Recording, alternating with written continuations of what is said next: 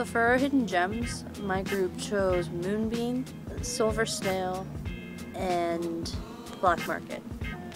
So the Silver Snail is a comic book store down in Key West, and when I first walked in, I really just felt that it was just an emporium of imagination. Because when you go in, it's comics.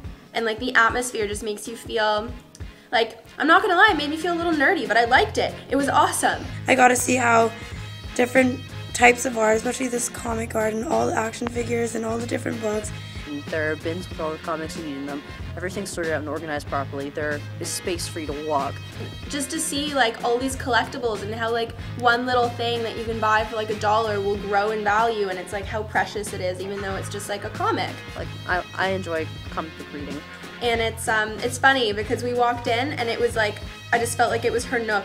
Like she like fit in so well and it was really cool to see. My favorites are Birds of Prey and Batman and The Outsiders.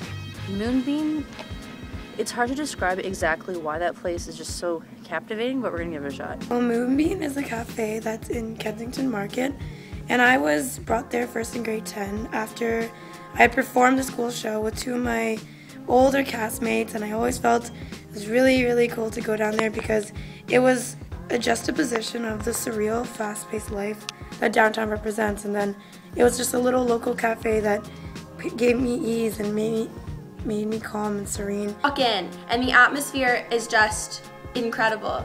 The people are just like, despite the fact that there's a big rush of people, they're all just relaxed in what they're doing. And then you feel like you're in somebody's house because it smells so homemade, because it is. Like, they have this tiny little kitchen where they roast their own coffee beans and brew everything and make all of these amazing pastries, and it has actually like a little European feel to it, which is really cool. I had a chai latte and it was like actually the best thing I've ever had. Nela got like a spinach pastry and she just loved it. Just all the food they had was just delicious.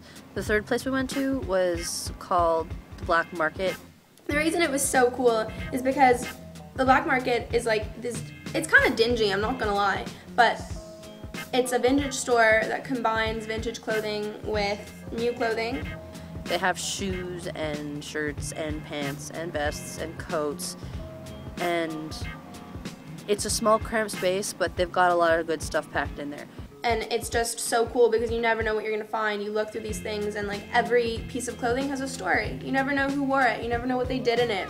And that's why vintage clothing is so cool, because it's not just like a garment. It's someone's experience that you're now wearing and you own, and it's at like a super affordable price, which is really cool.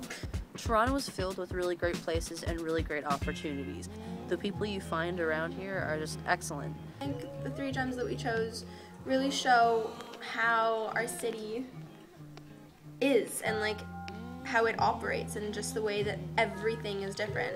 It's just where I can express myself the most and express my art and really love and nurture who I am down there. Because this is Toronto and anyone can do anything here.